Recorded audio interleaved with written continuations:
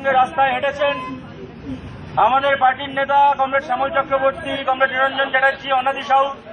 আমাদের সঙ্গে ছিলেন কংগ্রেসের নেতা, প্রদেশ কংগ্রেসের নেতা শ্রী ওমপ্রকাশ মিশ্র, ছিলেন আইএনটিইউসি রাজ্য সভাপতি শ্রী রমেন পান্ডে।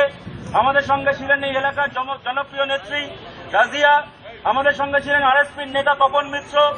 আমাদের সঙ্গে ছিলেন সিপিআই এর নেতা কলকাতা জেলার সম্পাদক কমরেড প্রবীর দেব সহ আপনারা আমাদের ভাইয়েরা, বোনেরা, বন্ধুরা, আমাদের গুরুজনেরা, অভিভাবকেরা, আপনারা সবাই এতক্ষণ ধরে আমাদের সঙ্গে হেঁটেছেন।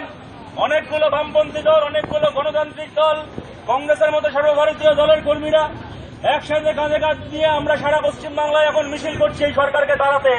আর আমাদের এই মিছিল যত লম্বা হচ্ছে, ওই অনুব্রত মণ্ডল আর তার দলের নেত্রীর মাথার অক্সিজেন তত কমছে।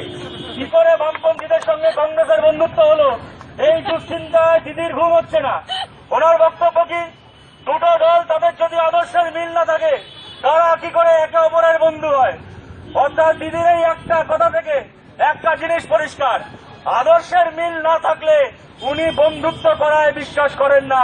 তাই এই মমতা বন্দ্যোপাধ্যায় এই যে মুখে বলেন উনি নাকি 5 বছরে বিরাট সংখ্যালঘু উন্নয়ন করেছিলেন, মমতা বন্দ্যোপাধ্যায় সংখ্যালঘুদের জন্য উন্নয়ন করেছিলেন সবচেয়ে বড় উন্নয়ন এই পশ্চিমবাংলায় 1998 সালে বিজেপিকে হাতে ধরে এই পশ্চিমবাংলায় ডেকে এনে।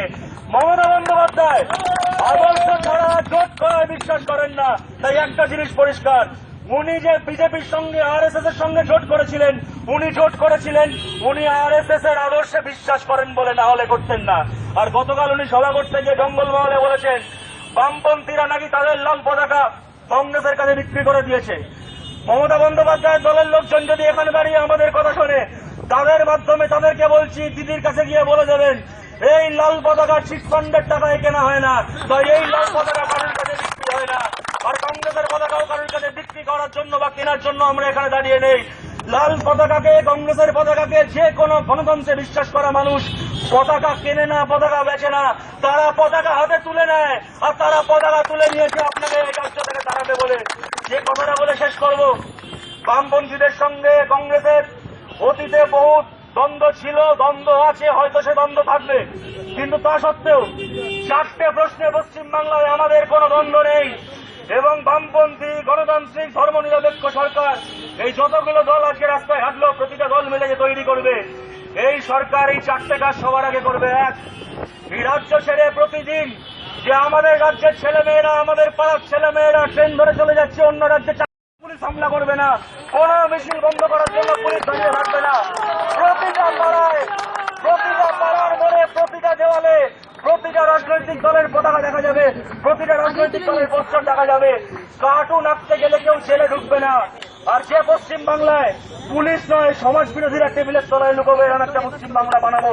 এবং 4 নম্বর, আর আমাদের সবচেয়ে বড় অঙ্গীকার, কারণ এটা মানতে ভালো লাগুক বা না লাগুক এটা সত্যি, যবে থেকে এ রাজ্যে নতুন সরকার তৈরি হয়েছে, তবে থেকে এ রাজ্যে বিজেপি আরএসএস এর জমানা শুরু হয়েছে, তবে থেকে আরএসএস এই রাজ্যে শক্তিশালী হয়েছে। নতুন সরকার শপথ গ্রহণ করার পরে আমাদের প্রথম কাজ হবে আরএসএস মুক্ত পশ্চিমবাংলা তৈরি করা। এই পশ্চিমবাংলায় কুচবিহার থেকে শুরু করে সুন্দরবন, ওদিকে পুরুলিয়া থেকে শুরু করে কলকাতা, আরএসএস বলে কোনো শব্দ থাকবে না। বিজেপি মুক্ত, আরএসএস মুক্ত পশ্চিমবাংলা আগেও ছিল, আমাদের হাত ধরে ভবিষ্যতেও তৈরি হবে। আর ওই আরএসএস এর পশ্চিমবাংলা রেজেন্ট মমতা ব্যানার্জির হাত থেকে এই বাংলাকে আমরা মুক্ত করব। এই মুক্ত করার সংগ্রামে বারবার মিটিং এ, মিছিলে, স্লোগানে আপনাদের সঙ্গে দেখা হবে। আর তারপর কদিন আগে আমরা দোল খেলেছি, আর 19শে মে আমরা আবার দোল খেলবো, সেদিন আপনাদের সঙ্গে দেখা হবে। নমস্কার।